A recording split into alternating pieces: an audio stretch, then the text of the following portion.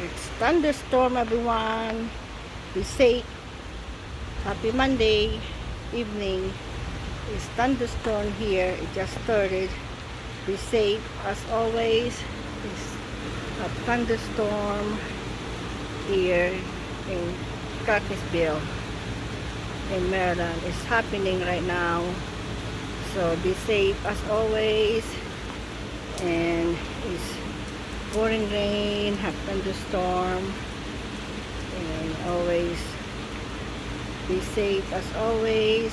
God bless you all, and don't forget to like and share, subscribe my YouTube channel. It's me again, it's Pinay Vlog.